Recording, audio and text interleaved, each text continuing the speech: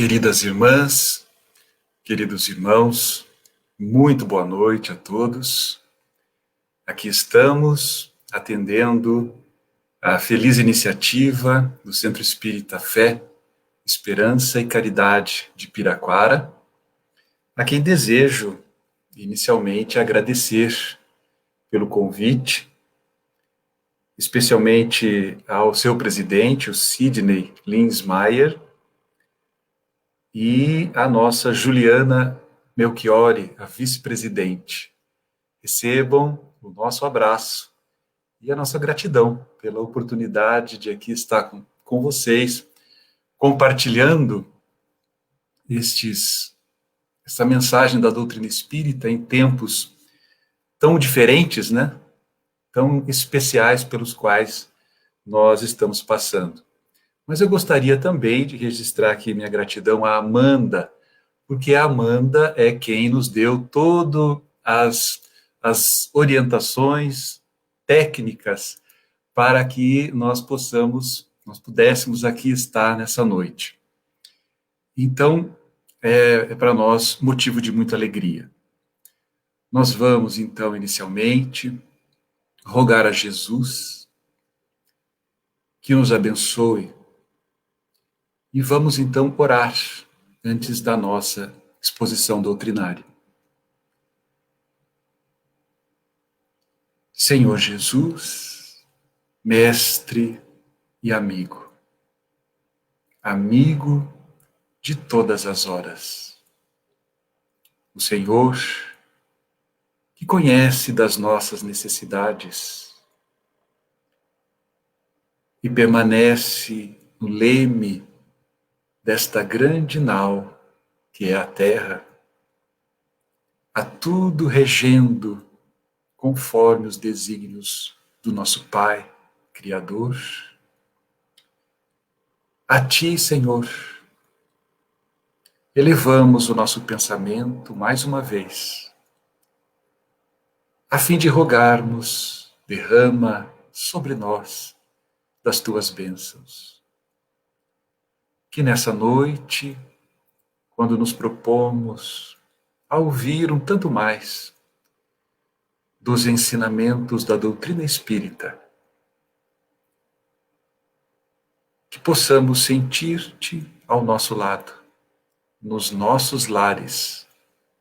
Sabemos que os benfeitores espirituais amigos movimentam forças desconhecidas para atender a todos nesses momentos, nesse tempo de pandemia. E não faltará a todos nós o teu amparo.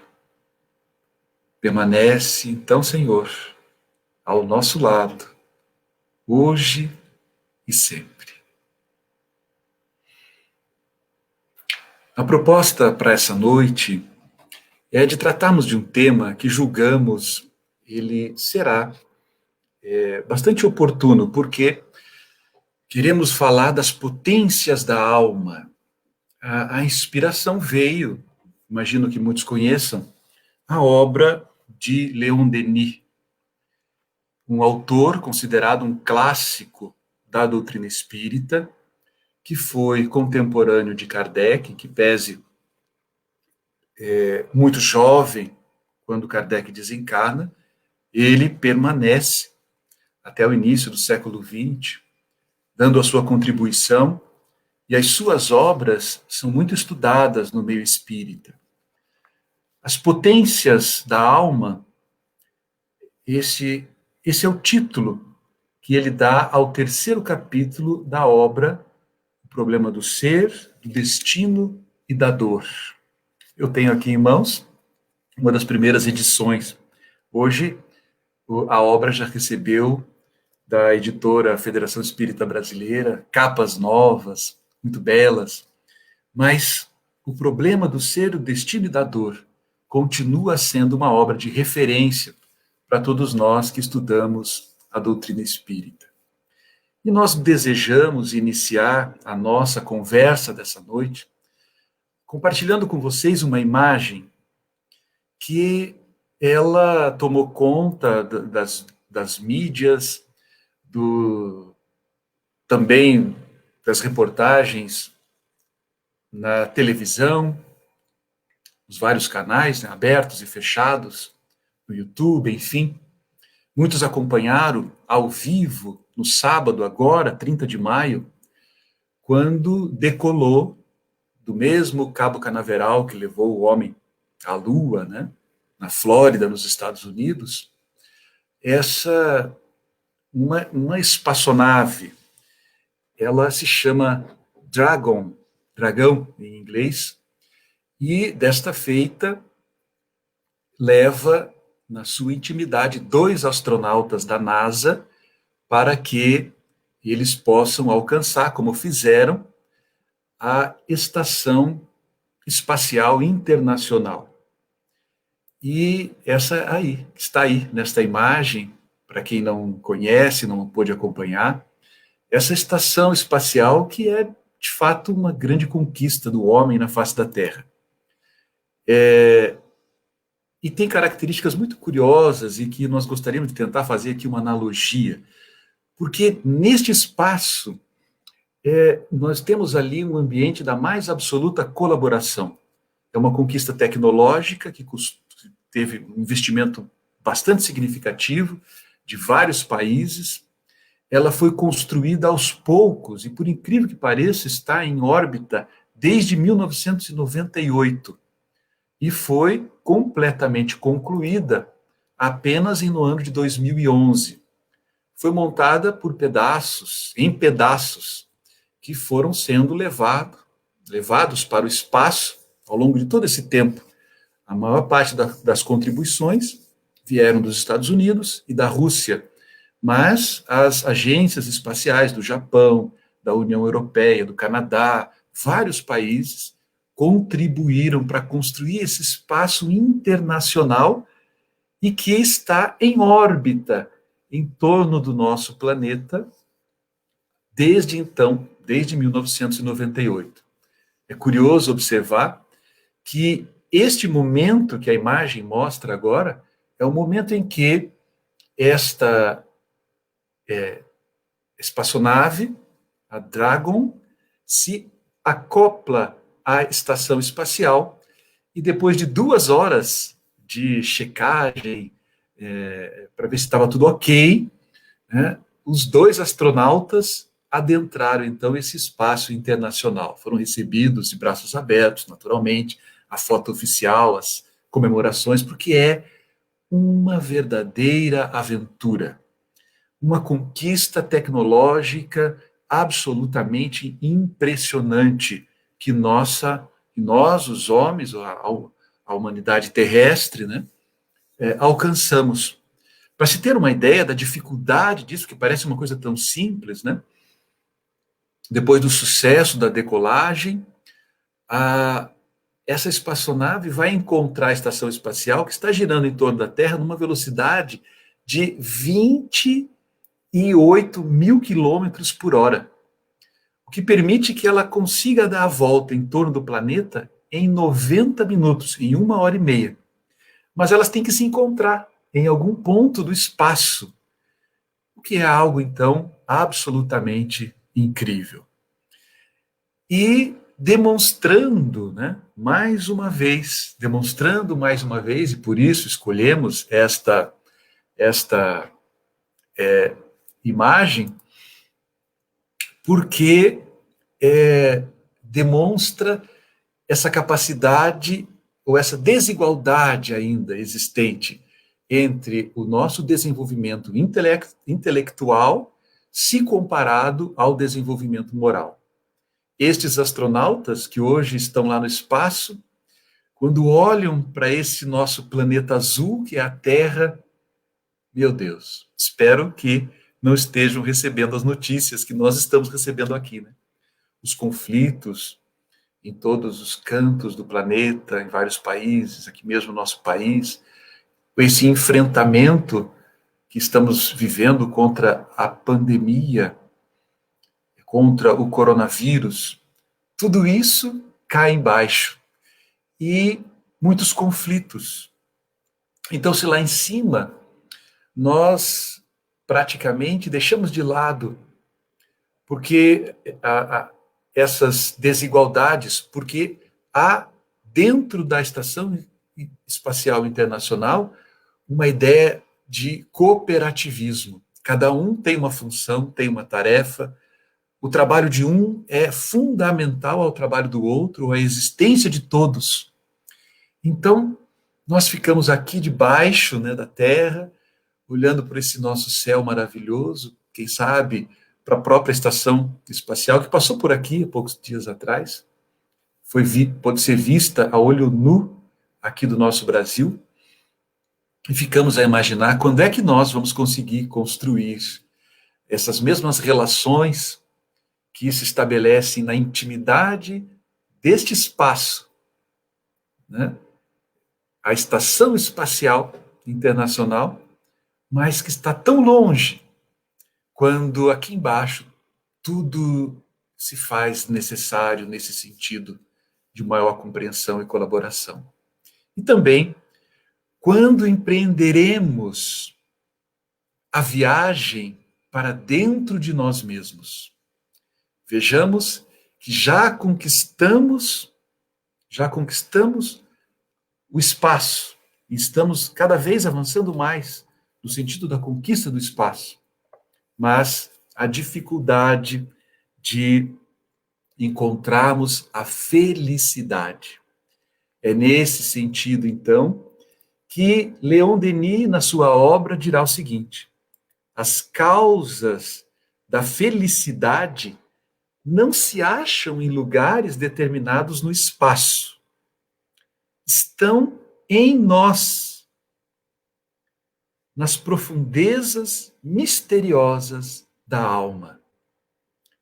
O que é confirmado por todas as grandes doutrinas. E aí ele cita o Cristo nos dizendo: o reino de Deus está dentro de vós. Mas diz também que o mesmo pensamento está de outra forma expresso nos Vedas, que diz assim: tu trazes em ti um amigo sublime que não conheces. Dentro de ti, na tua intimidade, um amigo sublime pouco conhecido. A doutrina espírita, a partir da questão 919, trabalha justamente essa necessidade e nos dá, Santo Agostinho, até mesmo uma receita para que a gente possa conquistar a si mesmo através do autoconhecimento. Mas ainda é uma jornada difícil, muitas vezes mais difícil do que essa que agora se estabelece ao encontro da estação espacial. Então, também a sabedoria persa é lembrada por Leon Denis, que diz o seguinte: vós viveis no meio de armazéns cheios de riquezas e morreis de fome à porta. Viveis no meio de armazéns cheios de riquezas. Estes armazéns não estão situados fora de nós, mas estão dentro de nós, na nossa própria intimidade. Então, traz também, naturalmente, Leon Denis, o pensamento agora da doutrina espírita. E diz: é na vida íntima, no desabrochar de nossas potências, de nossas faculdades, de nossas virtudes, que está o manancial das felicidades futuras. Então, a fonte da felicidade futura, esse manancial das felicidades futuras, estão dentro de nós mesmos. É na vida íntima, no desabrochar das nossas potências, das nossas faculdades, das nossas virtudes. É ali que nós vamos encontrar os recursos que nós precisamos para a conquista da felicidade. E vocês deverão concordar comigo que estudar as potências da alma que Leon Denis vai apresentar, vejam como são são essas potências importantes para o momento que nós estamos vivendo. Porque ele as apresentará. São elas a vontade, a consciência, o livre-arbítrio, o pensamento, a disciplina do pensamento, o amor e a dor. Eu vou repetir. A vontade, a consciência, o livre-arbítrio, o pensamento, a disciplina do pensamento, o amor e a dor. A dor fica por último. Talvez porque ela entra em ação quando as outras não são devidamente exploradas e não dão conta do recado, digamos assim. Então, a dor permanece sendo aquele recurso utilizado pela providência divina, pela espiritualidade superior, para nos recolocar no caminho, nesse caminho de autoencontro. E, a fim de não corrermos o risco de tratarmos superficialmente todas as potências da alma, nós escolhemos abordar nessa noite apenas duas delas. A questão da vontade, do pensamento e da vontade. A nossa abordagem partirá do pensamento, para depois encontrarmos o conceito da vontade. Naturalmente, a disciplina do pensamento também teremos condições de abordar. Essa, então, a nossa proposta dessa noite.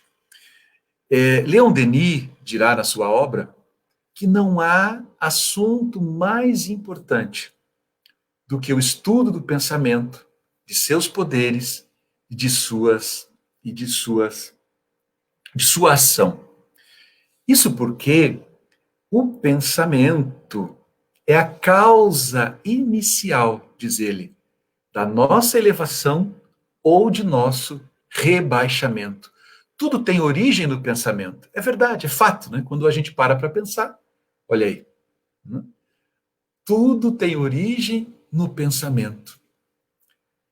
Prepara, diz ele, todas as descobertas da ciência.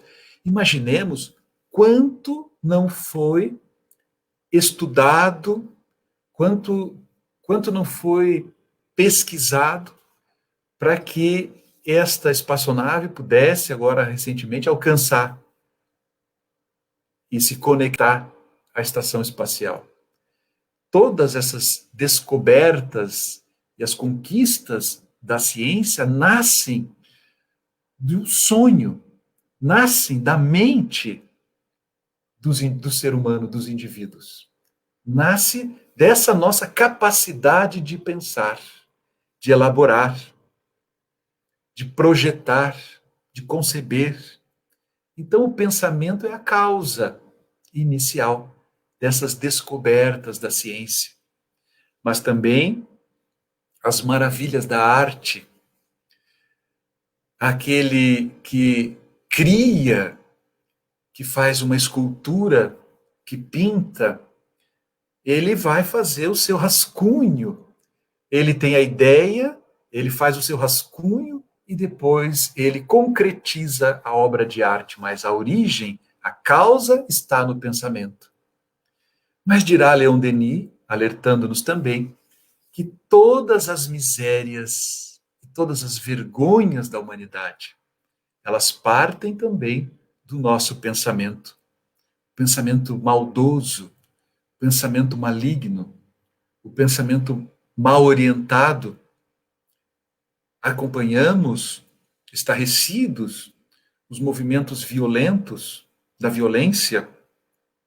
Há pouco, em nossa cidade, um grupo teve a audácia de arrancar a bandeira do nosso país, do mastro central, da praça, o centro cívico, né?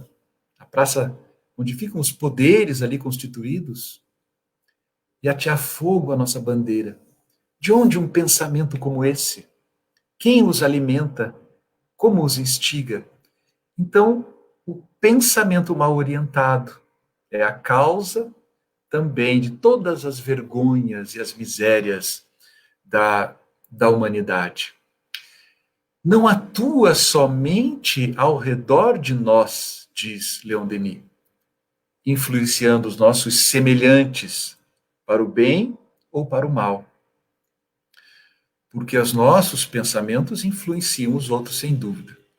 Mas o que eu gostaria de destacar aqui, para o momento presente, é que o nosso pensamento atua principalmente em nós.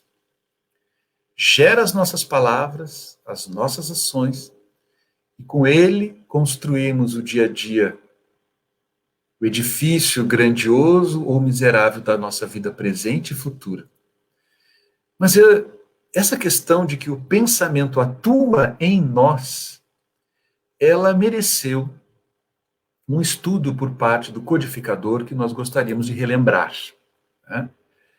Quando ele fala a respeito do pensamento, e lá na obra A Gênese, e eu trouxe aqui um extrato também da Revista Espírita, de dezembro de 68, para falar um pouquinho sobre os fluidos e como o pensamento impacta nos fluidos ambientes. Vamos aprender com o codificador que diz assim: o pensamento age sobre os fluidos ambientes, como o som age sobre o ar. Esses fluidos nos trazem o pensamento, como o ar nos traz o som. Será no capítulo 14 da obra Gênese que Kardec vai estudar os fluidos. Vai nos apresentar todo um estudo mostrando que os fluidos, eles têm origem no princípio elementar, na matéria elementar primitiva, a que Kardec chama de fluido cósmico universal. A partir, então, deste fluido cósmico universal, nós vamos encontrar ali tudo aquilo que é material ou semimaterial e que está no universo. Antes ainda, na questão 27 do Livro dos Espíritos, Kardec faz uma pergunta, ele vem avançando no estudo a respeito dos elementos principais.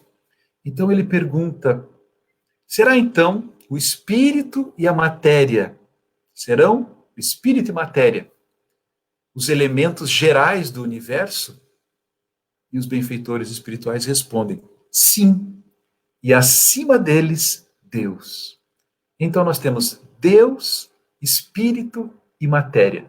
Se nós pudéssemos resumir tudo o que existe no universo, nós poderíamos resumir nestas três palavras: Deus, nosso Pai, Criador.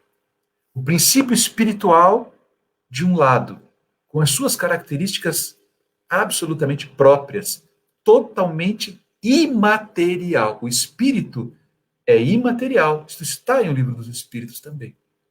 E do outro lado, nós temos o princípio material, a matéria.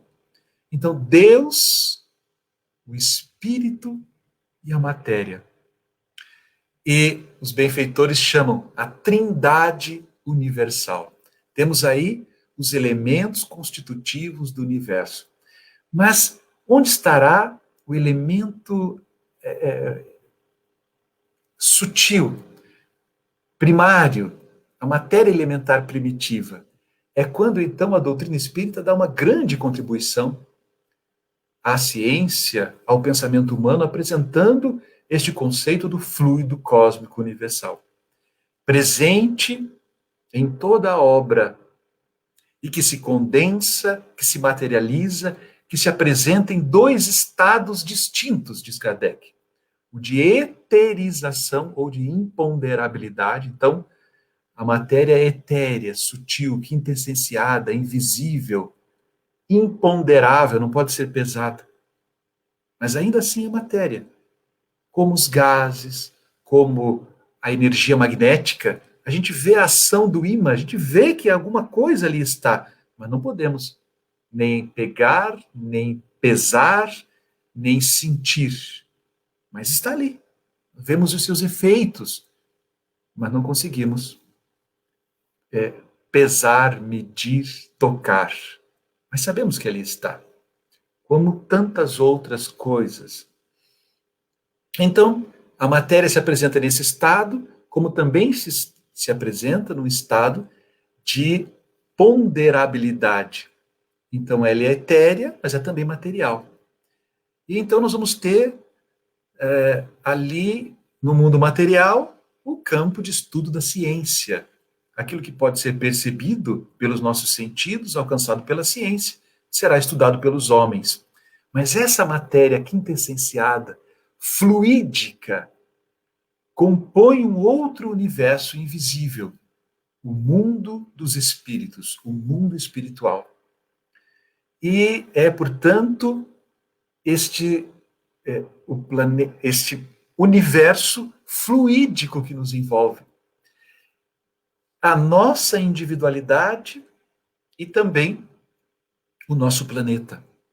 A nossa intimidade, porque deu origem ao corpo, ao perispírito, que é o corpo espiritual, mas também a psicosfera do planeta.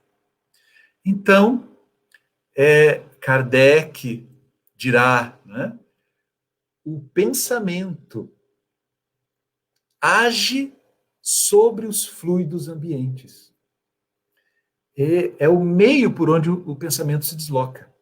Podemos dizer, portanto, com plena certeza, que há nesses fluidos ondas e raios de pensamento que se cruzam sem se confundirem, como há no ar ondas e raios sonoros.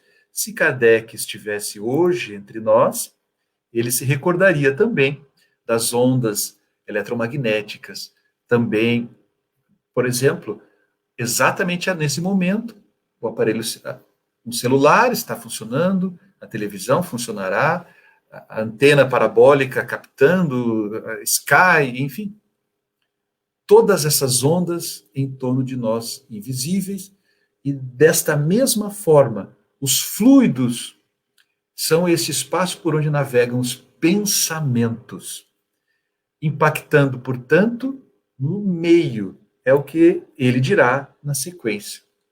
O pensamento do encarnado atua sobre os fluidos espirituais, como o dos desencarnados, e se transmite de espírito a espírito, pelas mesmas vias, e conforme seja bom ou mal, saneia ou vicia os fluidos ambientes. Aqui então tem um outro componente. O pensamento impactando os fluidos ambientes, com o poder de saneá-los ou de corrompê-los. Na sua natureza, na sua origem, os fluidos eles não possuem características próprias, eles são neutros, características sui generis, é esse o termo que está em A Gênese. Eles são neutros, mas o nosso pensamento qualifica o fluido. É uma coisa impressionante. Os maus pensamentos, diz Kardec, corrompem os fluidos espirituais, como os miasmas deletérios corrompem o ar respirável. Se a gente vê um incêndio ou uma fogueira próxima da gente, começa a sentir o cheiro, né? Um curto-circuito, aquele cheiro, esses miasmas deletérios corrompendo o ar. Os maus pensamentos fazem o mesmo com os fluidos espirituais, corrompem os fluidos espirituais. Mas um outro ponto aqui é acrescentado por Kardec na sua didática incrível. Ele vai falar agora do nosso corpo espiritual, nosso perispírito, parte constituinte do nosso ser, e que recebe de modo direto e permanente, óbvio, a impressão dos nossos pensamentos. Se o pensamento é capaz de impactar o meio, que dirá o nosso próprio perispírito? Porque está ligado a ele, molécula a molécula. O espírito, que é o ser pensante, ao corpo através do perispírito. É um sistema. Então, o nosso corpo ou o nosso perispírito, ele vai receber de modo direto e permanente a impressão dos nossos pensamentos. E assim, sendo o perispírito dos encarnados de natureza idêntica à dos fluidos espirituais, ele os assimila com facilidade, como uma esponja se embebe de um líquido.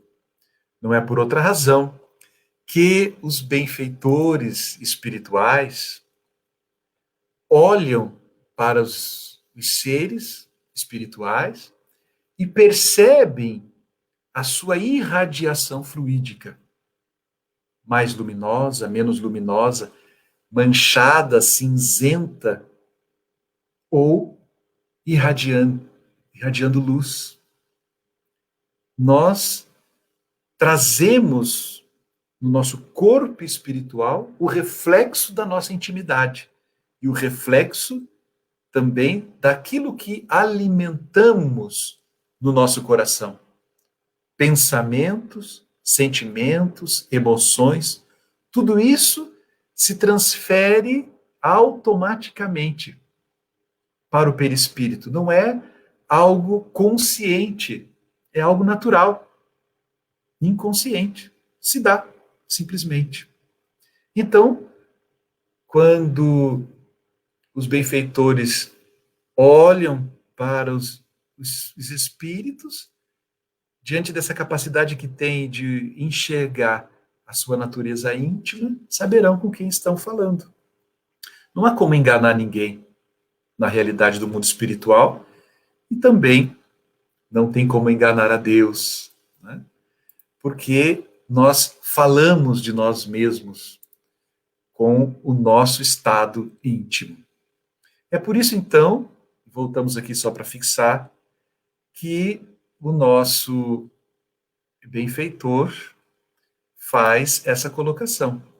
Não atua somente ao redor de nós, influenciando os nossos pensamentos.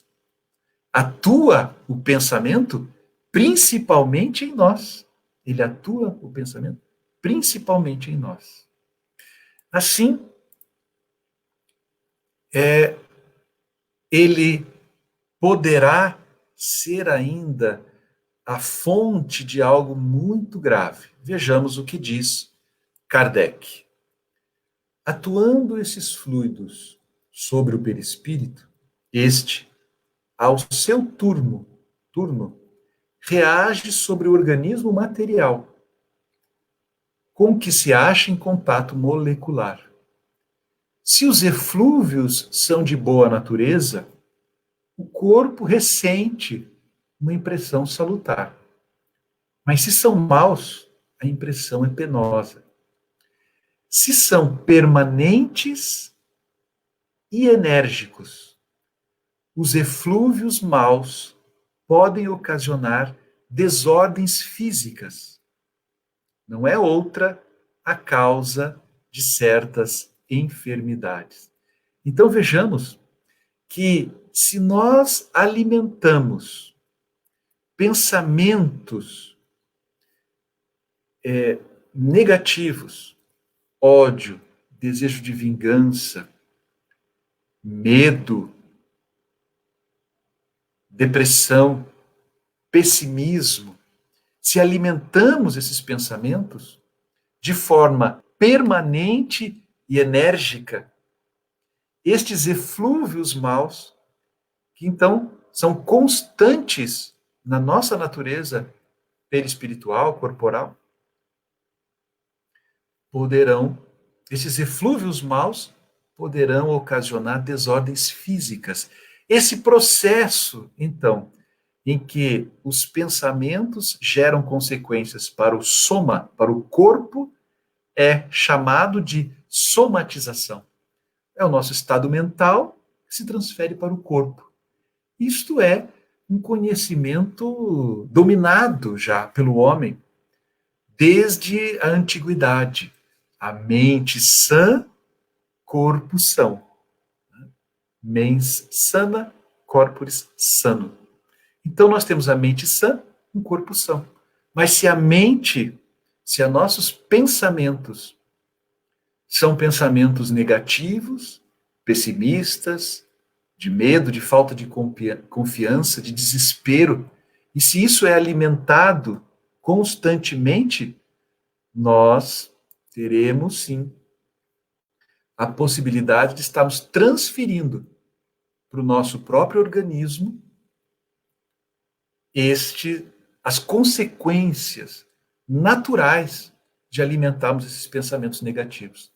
Daí porque, nesses tempos de pandemia, convém atendamos aos tantos convites que nos têm sido feitos, para que utilizemos bem o tempo.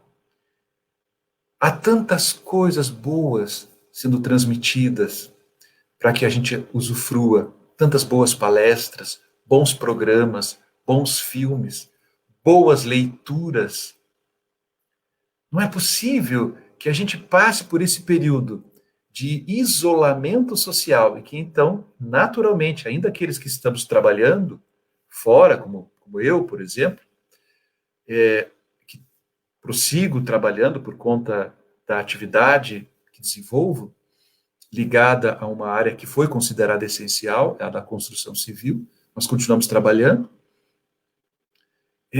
Ainda assim, esses que estamos trabalhando, temos mais tempo, porque não temos viagens, não temos os espaços antigamente usados de lazer, os parques estão todos com suas restrições, os shoppings, não temos, enfim, a possibilidade nem mesmo de ir à casa espírita.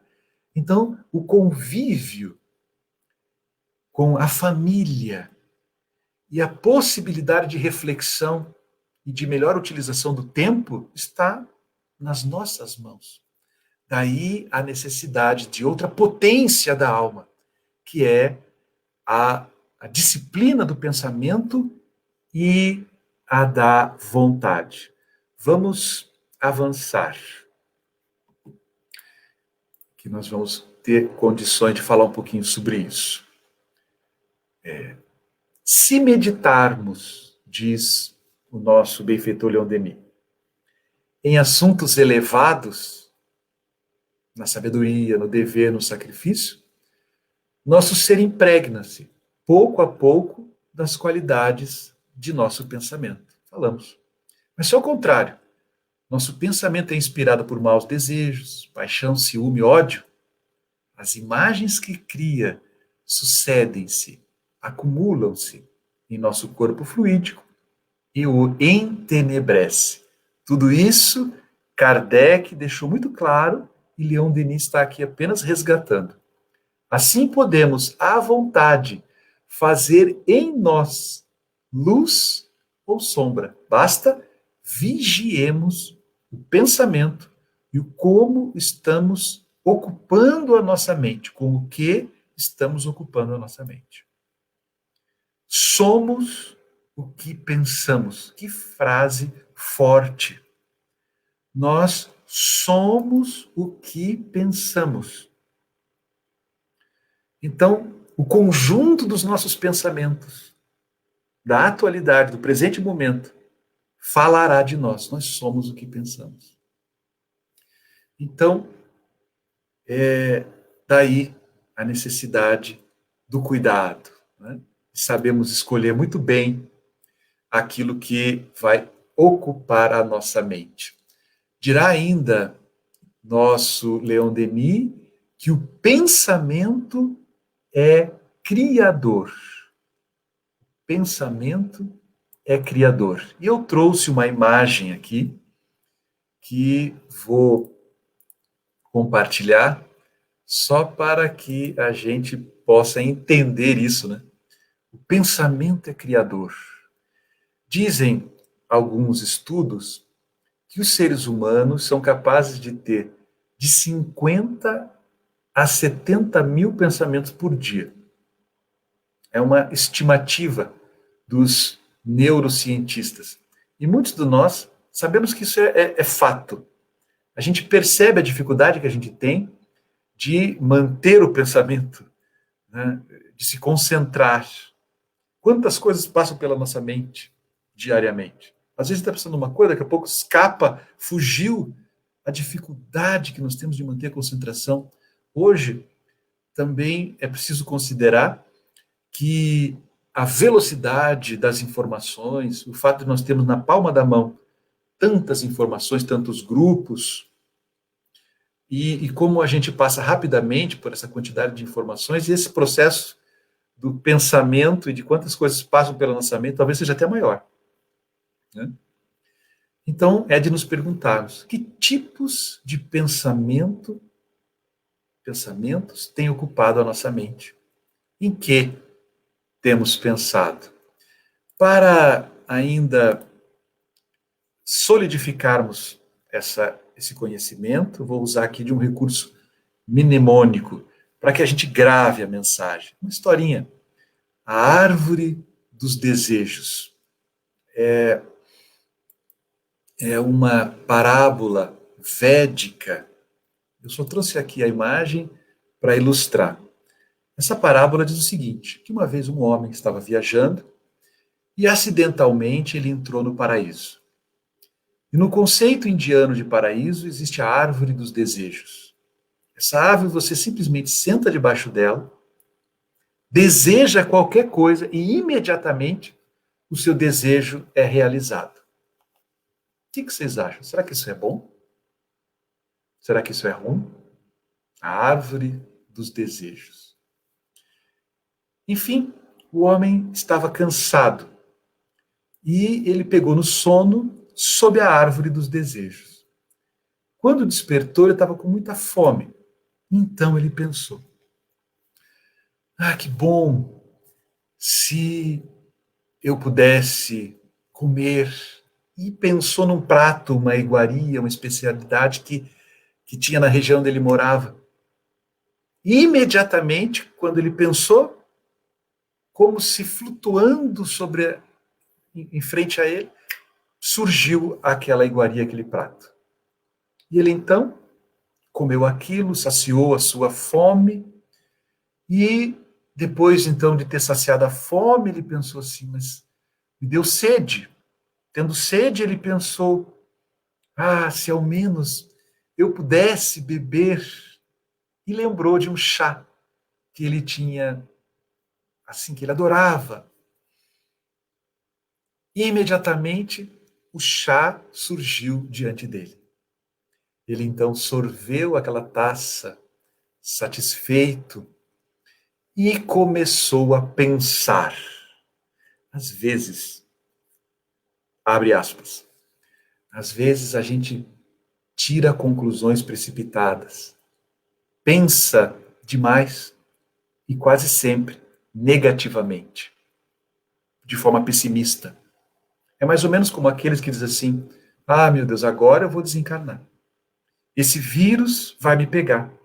Ora, nós estamos criando no nosso organismo as condições mais favoráveis para que o vírus de fato nos atinja.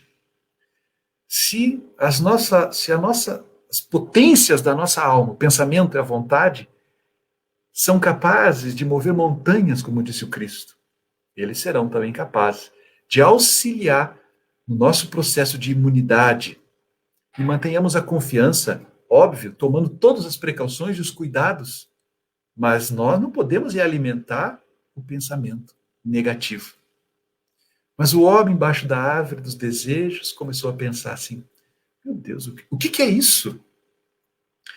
Isso, olha o pensamento dele, isso deve ser coisa dos demônios.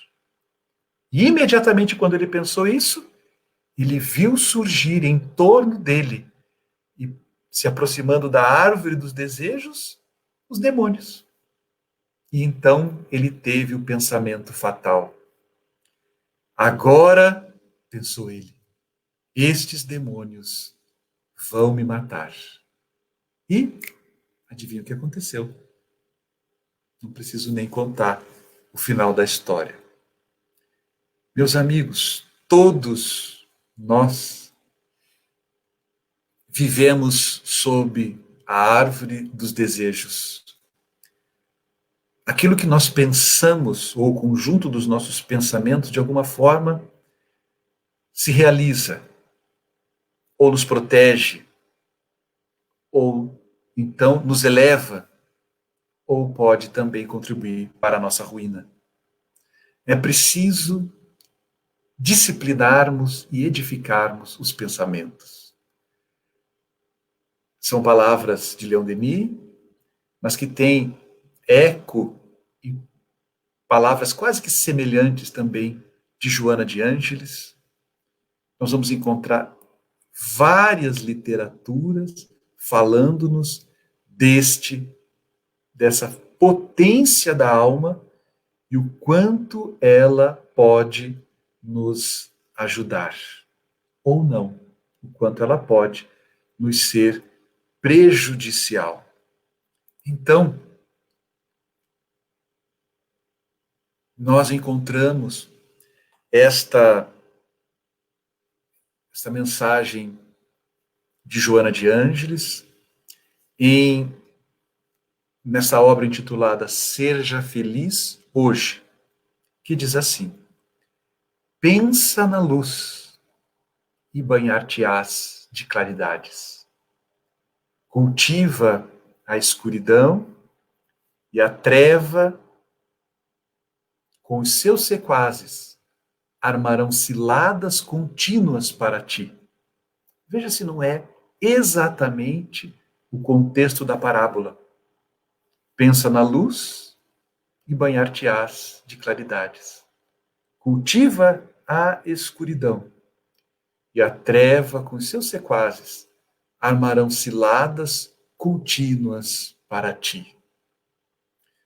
Nós que estamos vivendo estes tempos tão desafiadores, precisamos lançar mão ainda da vontade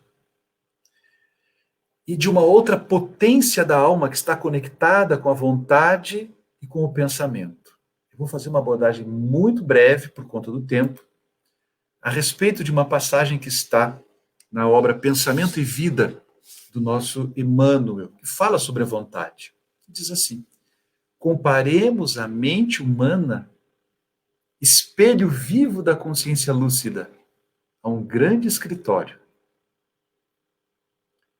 subdividido em diversas seções de serviço. A nossa mente tem as suas subdivisões. O departamento dos desejos, em que operam os propósitos e as aspirações. O que buscamos? O que queremos? O que esperamos da vida? Quais são os nossos objetivos? Tudo isso estão nessa subdivisão do escritório da nossa mente, e que chamada de desejos. Mas também temos a imaginação, o departamento da inteligência, dilatando, diz Emmanuel, os patrimônios da evolução e da cultura. Então, temos a inteligência, que precisa ser ampliada, é uma potência da alma. Precisa ser trabalhada, cultivada. Quanto de material à nossa disposição para que nós possamos crescer também intelectualmente.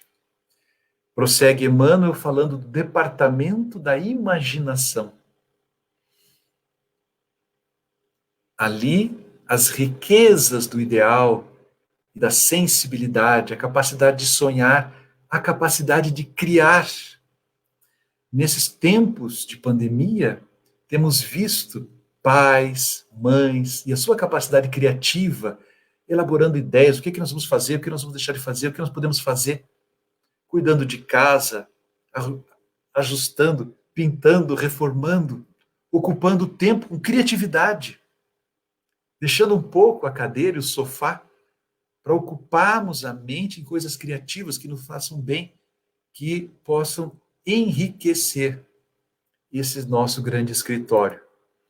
E conclui com o departamento da memória, que arquiva todas essas experiências. Acima de todos, porém, diz Emmanuel, o gabinete da vontade.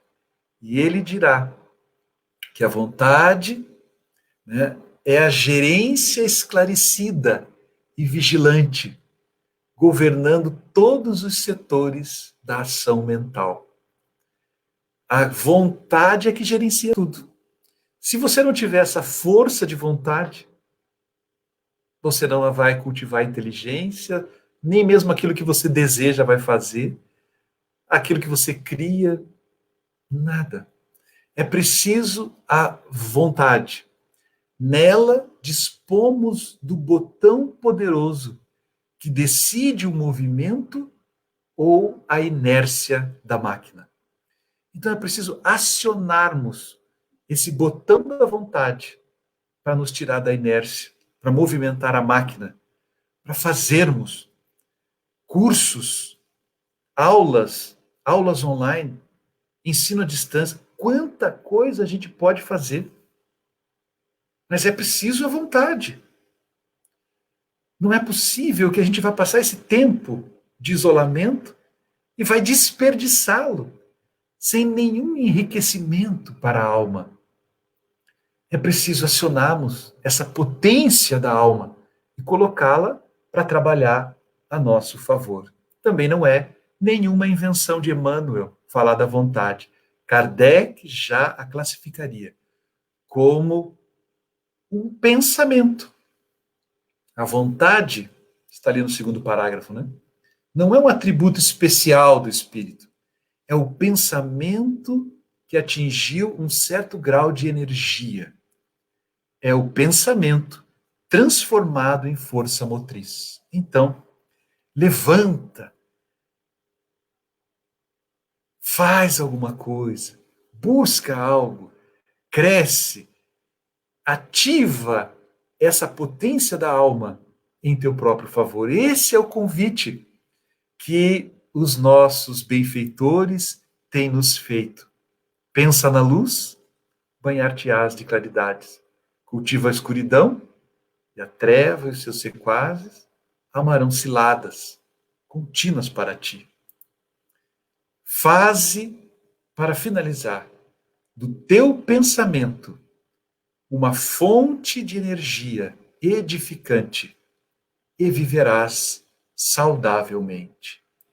Meus irmãos, que o nosso Mestre Jesus, nesses tempos de tanta agitação, possa alcançar os nossos lares, de todos aqueles que estão nos assistindo, aos amigos do Centro Espírita Fé, Esperança e Caridade, o CEFEC, mas também outros que terão a oportunidade de assistir essa exposição aqui, acolá, em outro momento, que não deixemos de lado isso que nos diferencia, isso que faz com que sejamos, para o Criador, tão importantes.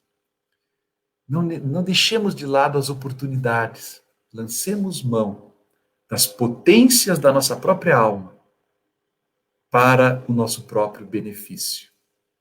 Que Jesus, que é o nosso Mestre, a todos abençoe e mantenha em sua plena paz.